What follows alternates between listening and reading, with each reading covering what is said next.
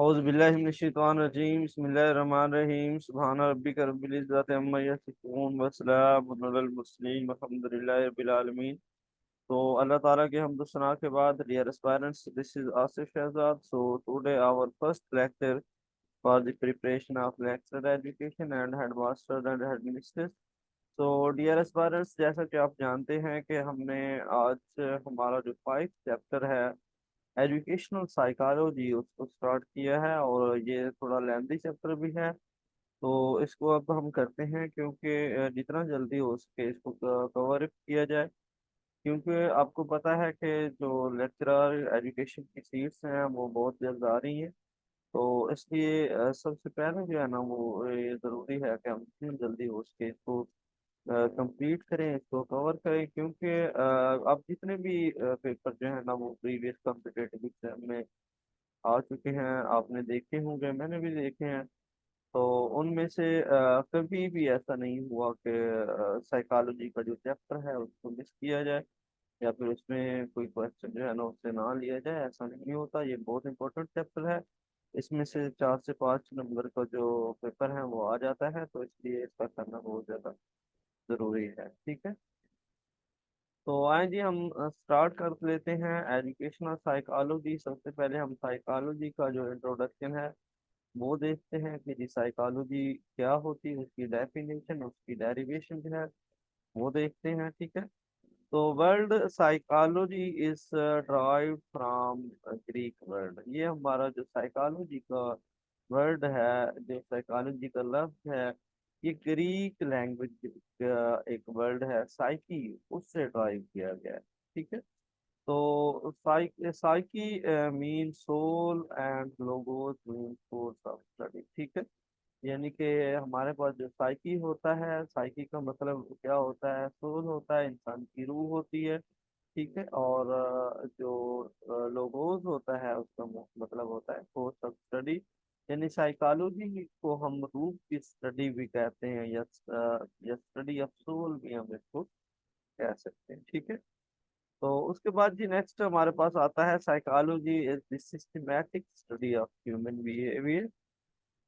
Definition के हवाले से अगर हम देखें तो ये जो साइकोलॉजी है ये systematic study of human behaviour है। ह्यूमन का जो बिहेवियर है उसका अगर सिस्टमैटिकली हम उसको स्टडी करते हैं तो उसको क्या कहा जाता है, साइकोलॉजी कहा जाता है। ठीक है, तो यहाँ पे दो बहुत ही इंपॉर्टेंट जो है ना वो टर्म यूज हुई हैं, एक बिहेवियर होता है और एक एटीट्यूड होता है। ठीक है, तो एटीट्यूड के हवाले से अगर हम सबसे पहले हम इन दोनों टर्म के ऊपर बात कर लेते हैं, तो जो एटीट्यूड होता है वो आपके इंटरनल होता है। ठीक है, और बिहेवियर जो होता है वो आपके आउटसाइड पे होता है, आपका जो एक्शन होता है वो बिहेवियर से रिलेटेड होता है। ठीक है, और आप जो थिंकिंग करते हैं, जो थॉट करते हैं, वो सारी चीजें आपके एटीट्यूड से रिलेटेड होती हैं। ठीक है, मतलब ये है कि अगर आप अच्छे इंसान हैं, ठीक है, आपका इंटरनल अच्छा है, आप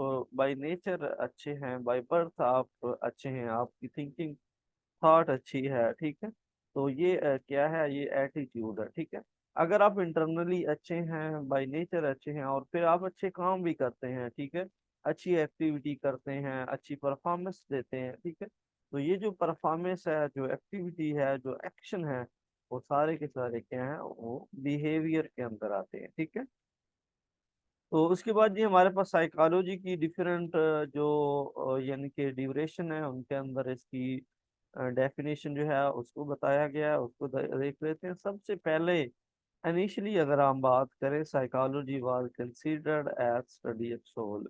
यानी सबसे पहले जब साइकोलॉजी को यानी कि फिलोसफी से अलग किया गया, तो सबसे पहले जब इसकी डेफिनेशन की गई तो इसको कहा गया it is study of soul. ठीक है, जैसा कि मैंने आपको बताया है, ये ग्रीक वर्ड से ड्राइव है, जो कि है साइकी, और साइकी का मतलब होता है सोल, और लोगोस का मतलब होता है टू स्टडी। ठीक है, तो इसको हम कह सकते हैं टू स्टडी ऑफ सोल। ठीक है, यानी इनिशियली जब बेस लाइन थी, जब यानी कि विलियम नून साहब ने इनको ये जो साइकोलॉजी है इसको सेपरेट किया फिलॉसफी से, क्योंकि इससे पहले जो साइकोलॉजी है वो फिलॉसफी का पार्ट हुआ करती थी।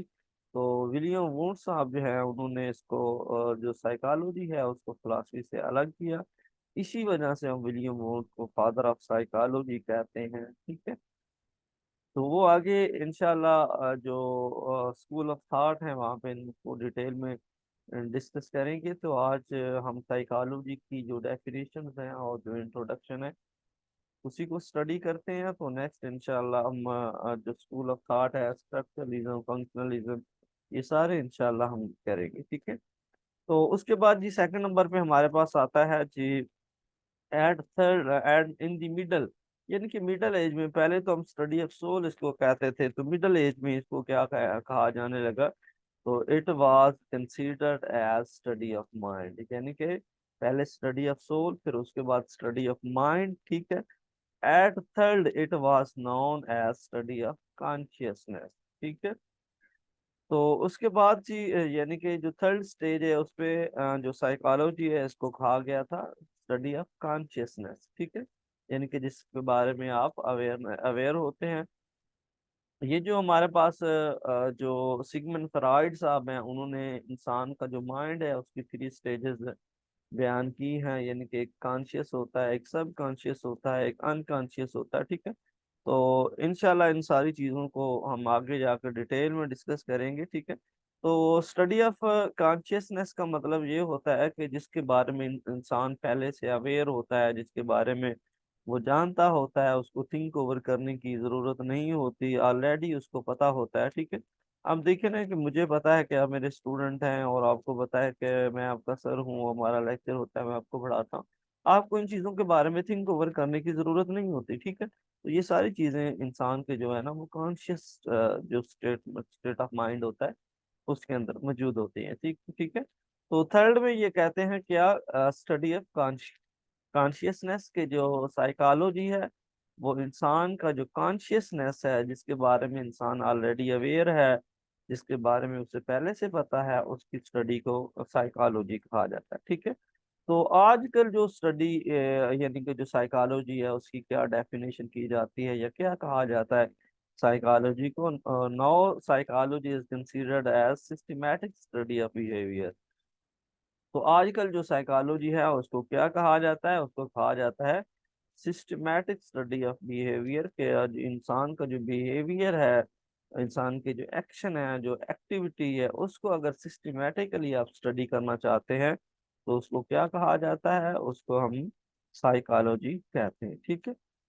तो एजुकेशन साइकोलॉजी जो है उसके ऊपर हम बात करते हैं। तो educational psychology is branch of applied psychology which involves psychological principle and techniques to human behavior in educational situation।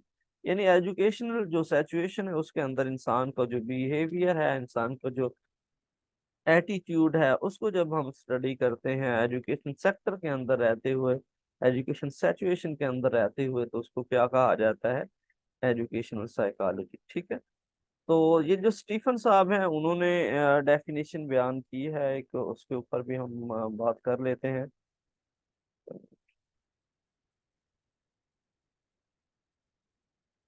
ये जो स्टीफन साहब है ये कहते हैं the systematic study of educational growth development of child.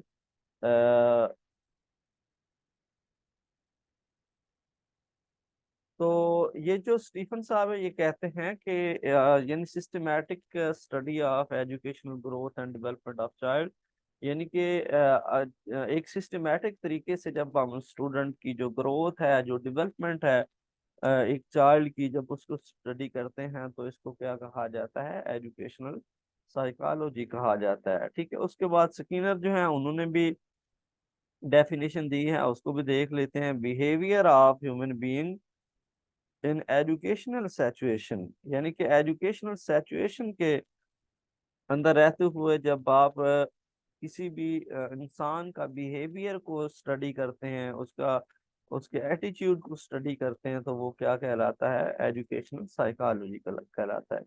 इसके बाद जी नेक्स्ट हमारे पास क्रो एंड क्रो है, उन्होंने डेफिनेशन दी है, उसको भी हम देख लेते हैं। Educational psychology describe and explain the learning experiences of an individual from birth to old age. यानी बर्थ से लेकर जो ओल्ड एज तक इंसान का जो लर्निंग एक्सपीरियंस है, इंसान की जो लर्निंग है, इसको जब हम स्टडी करते हैं, इसको जब हम देखते हैं, तो इसको क्या कहा जाता है? एजुकेशनल साइकोलॉजी कहा जाता है। ठीक है। उसके बाद नेक्स्ट हमारे पास two basic type of psychology आ जाता है। साइकोलॉजी की हमारे पास दो मेजर और बेसिक टाइप हैं। एक प्योर साइकोलॉजी होता है और एक अप्लाइड साइकोलॉजी होता है। तो प्योर साइकोलॉजी जो है वो deal with the formulation of psychological theories, यानी साइकोलॉजी से रिलेटेड जितनी भी थीरीज हैं, जब उनको डेवलपमेंट उनकी की जाती है, जब थीरीज को बनाया जाता है, थीरी को फार्मूलेट किया जाता है, फार्मूलेशन ऑफ थ्योरीज की जाती है, तो उसको प्योर साइकोलॉजी कहते हैं। और अप्लाइड का मतलब ही होता है अप्लाई करना, एप्लीकेशन करना। ठीक है। एप्लीकेशन ऑफ डेवलप्ड थ्योरी, यानी कि जो थ्योरी आपने प्योर साइकोलॉजी के अंदर बनाई हैं, उन थ्योरीज को जब आप अप्लाई करते हैं, इम्प्लीमेंट करते हैं सोसाइटी के अंदर, तो ये अप्लाइड साइकोलॉजी कहलाती है। ठीक है। उसके बाद जी नेक्स्ट हमारे पास एरिया ऑफ एजुकेशनल साइकोलॉजी आ जाता है। तो हम एरिया को डिस्कस कर लेते हैं। तो सबसे यानी कि अगर एरिया को देखा जाए तो इट हैज थ्री, यानी कि बेसिक एरियाज हमारे पास। बेसिक जो एरियाज हैं वो कितने हैं? थ्रीज हैं हमारे पास साइकोलॉजी के अंदर, जिसमें सबसे पहले लर्नर आता है, फिर लर्निंग प्रोसेस आता है, और फिर लर्निंग सिचुएशन आता है। ठीक है। क्योंकि ये तीन एरियाज जो हैं जब कंबाइन होते हैं, जब एक साथ मिलते हैं, तो ये क्या कहलाता है? ये एजुकेशनल साइकोलॉजी कहलाता है। ठीक है। तो इन तीनों का होना बहुत ज़्यादा ज़रूरी है। हम इसको ट्राई एंगुलर प्रोसेस भी कहते हैं, क्योंकि एजुकेशनल साइकोलॉजी जो है उसके अंदर थ्री एरियाज है, थ्री एलिमेंट्स हैं उसके। तो इसको हम ट्राई एंगुलर एजुकेशनल साइकोलॉजी भी कहते हैं एरियाज को। ठीक है। इसमें सबसे पहले हमारे पास लर्नर आता है, और सेकंड नंबर पे लर्निंग प्रोसेस आता है, और फिर लर्निंग सैचुरेशन आता है। तो लर्नर को देखें, it includes abilities, need, interest, motivationals, forces of individuals, differences that exist among individual, also consider growth and development of individual। ठीक है। ये जो लर्नर है, लर्नर के हवाले से अगर हम बात करें, तो ये जो स्टूडेंट की नीड है, जो स्टूडेंट का इंटरेस्ट है, उसके रिलेटेड हमारे पास होता है। तो इसमें स्टूडेंट का जो डिफरेंसेस, इंडिविजुअल डिफरेंसेस होता है, उसको भी देखा जाता है, और उसके बाद फिर स्टूडेंट की जो ग्रोथ है और जो डेवलपमेंट है, उसके ऊपर भी फोकस किया जाता है। ठीक है। तो ये जो हमारे पास लर्निंग आ जाता है, दूसरा लर्निंग प्रोसेस सेकंड नंबर में हमारे पास आता है। तो लर्निंग प्रोसेस के हवाले से अगर हम बात करें,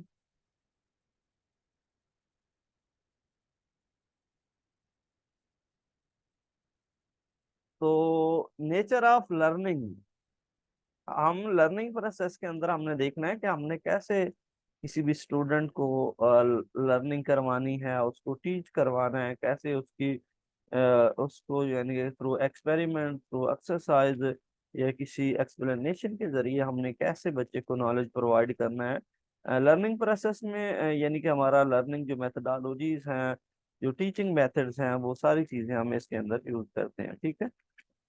हम इसके स्टेटमेंट को रीड आउट कर लेते हैं। Nature of learning, how it take place, यानी कि जो लर्निंग है वो कहाँ पे टेक प्लेस होगी, कौन सी जगह के ऊपर होगी।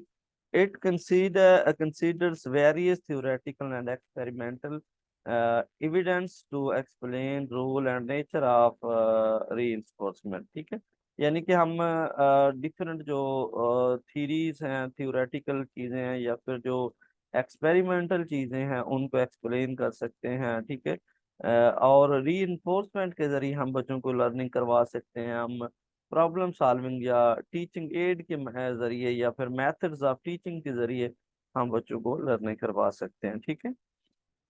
उसके बाद ये हमारे पास थर्ड नंबर पे आता है learning situation. It is classroom discipline, यानी सैचुएशन का मतलब होता है वो माहौल, वो इन्वायरमेंट, जहाँ पे आप बच्चे को एजुकेशन देना चाहते हैं। इट इज क्लासरूम डिसिप्लिन, ये क्लासरूम का डिसिप्लिन होता है जो लर्निंग सिचुएशन होती है। मैनेजमेंट होता है discipline, evaluation, guidance, counselling, environment, teacher centred और स्टूडेंट सेंटर एंड कंजर्वेटिव।